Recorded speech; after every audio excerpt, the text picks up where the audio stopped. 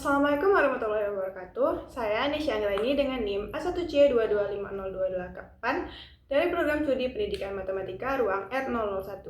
Di sini saya akan menjelaskan materi dari mata kuliah Agama Islam. Di sini saya akan menjelaskan mengenai fitrah beragama dalam kehidupan manusia. Makna fitrah dalam perspektif bahasa dan juga istilah. Fitrah diambil dari bahasa Arab fatarah yang artinya membuka, membelah, ataupun mencipta. Nah, fitrah dalam Kamus Besar Bahasa Indonesia itu artinya keadaan suci ataupun kesucian yang terdapat dalam setiap diri manusia sejak baru lahir. Nah, dalam perspektif Islam, fitrah itu diartikan sebagai kecenderungan alami yang telah Allah tanamkan dalam diri manusia sejak baru lahir. Fitrah beragama sebagai kebutuhan alami manusia. Jadi, fitrah beragama itu merujuk pada dorongan naluri manusia untuk mengetahui, mengenal, dan juga menyembah Tuhan. Sehingga fitrah beragama itu berarti potensi dasar dari setiap dalam diri manusia untuk mengakui adanya Sang Pencipta. Nabi Muhammad SAW bersabda, semua anak dilahirkan dalam keadaan fitrah, maka orang tuanya lah yang menjadikannya Nasrani, Yahudi, dan Majusi.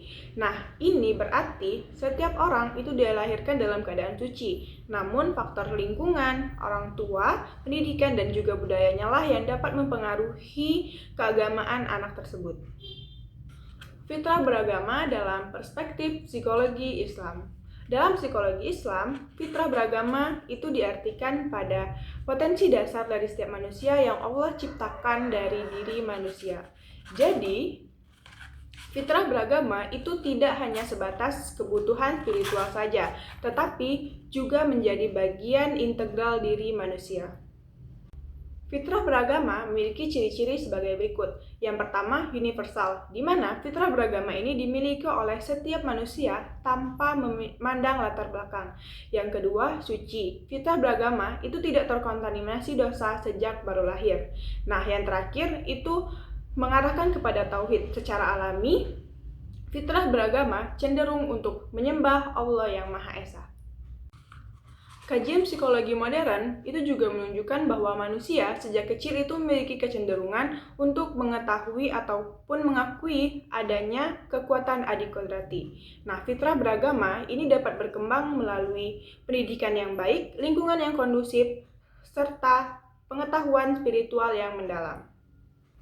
Universalisme fitrah beragama. Dalam kehidupan masyarakat, fitrah beragama itu dapat dilihat dalam berbagai wujud sebagai berikut. Yang pertama, itu merupakan pengakuan adanya kekuatan yang lebih tinggi. Jadi, setiap masyarakat itu mengetahui ataupun menunjukkan bahwasanya kepercayaan kepada Tuhan ataupun Sang Ilahi.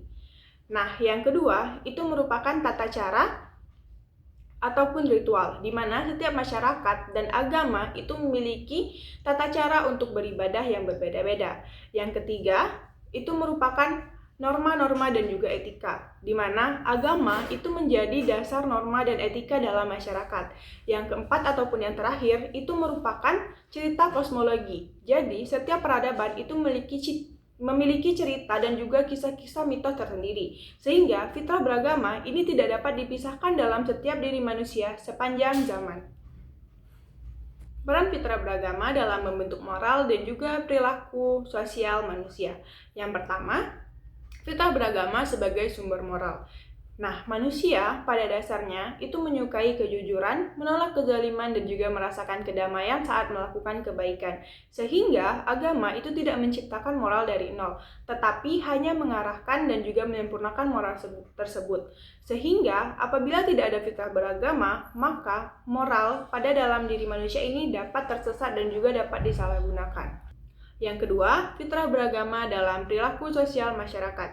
Nah, manusia apabila fitrahnya masih terjaga, itu dapat merasakan kepuasan ataupun ketenangan apabila membantu orang lain, dan juga merasakan gelisah apabila terlibat dalam keburukan. Sehingga kesadaran seperti ini dapat menumbuhkan nilai-nilai luhur sebagai berikut.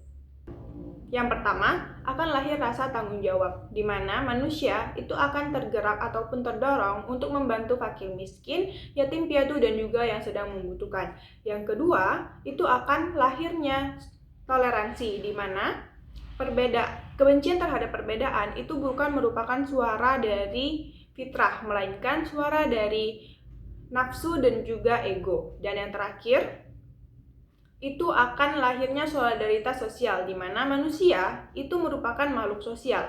Jadi, manusia tidak dapat hidup sendiri. Ia membutuhkan manusia lain ataupun kehidupan sosial.